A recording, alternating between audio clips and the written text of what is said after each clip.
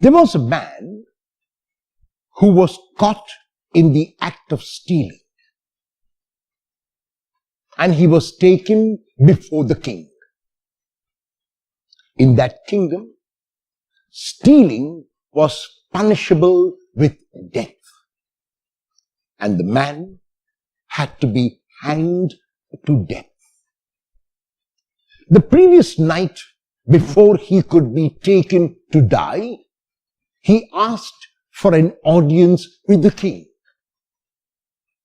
and he was given that as his last wish.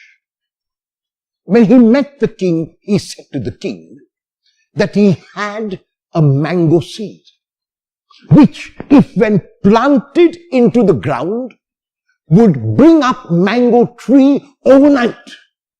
And on that mango tree, there would be numerous mangoes. And with those seeds, they could do the same, and it could go on and on and on. The king was intrigued and wanted to see that seed, wanted to see whether it was true what this man said or whether he was lying again. And so they went to this man's home, and he removed that seed from a place where he had hid it. And he said to the king, there is only one condition for the mango tree to come up overnight, and it is this, that it must be sown into the ground by someone who has never stolen anything in his whole life. He says, I cannot do that because I have been accused of stealing. So let one of your courtiers or you can do it. So the king turned to his courtiers and looked at each one of them. And as the king looked at them, each one looked down on the ground to indicate, even without speaking, that they could not do that because everyone there had stolen something or other in their lives.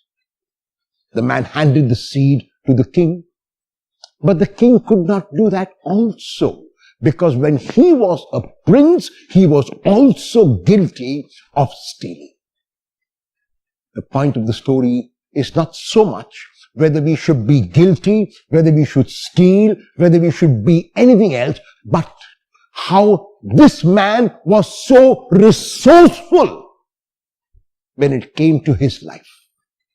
The king realized that the man had played a trick on him and forgave the man with the condition that he would never steal again. What is the point which the story is making?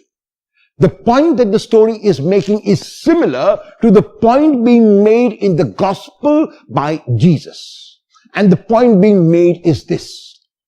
Jesus tells of a man who was the steward of his master.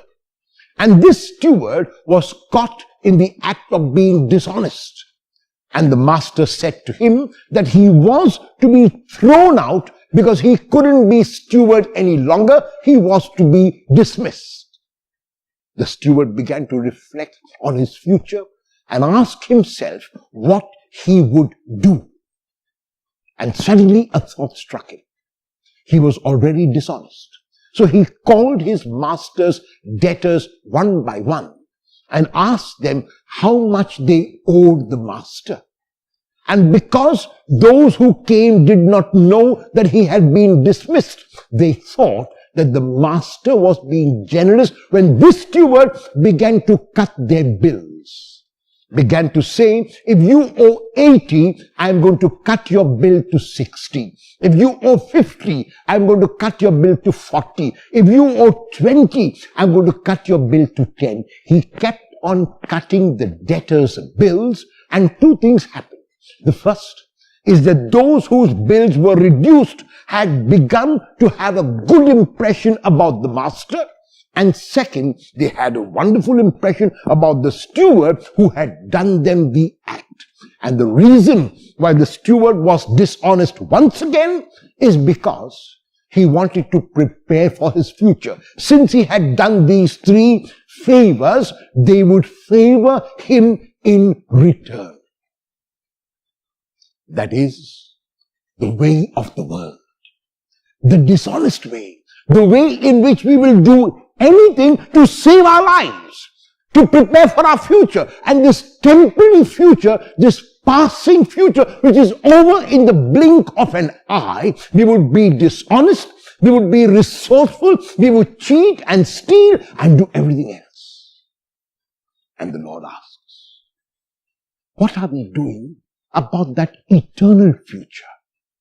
What are we doing about that future which is permanent? What are we doing about that future which will never end? We are gathering resources. We are gathering money. We are planning for what we will do tomorrow and the day after. However, we are doing nothing almost about that eternal future. To do something about the eternal future is to begin now by living a righteous life, by living a selfless life, by living a life of love. If we can do that, then we have prepared not only for this immediate temporary future, but we have prepared for the future which is eternal and will never end. How will you begin today preparing for your eternal future?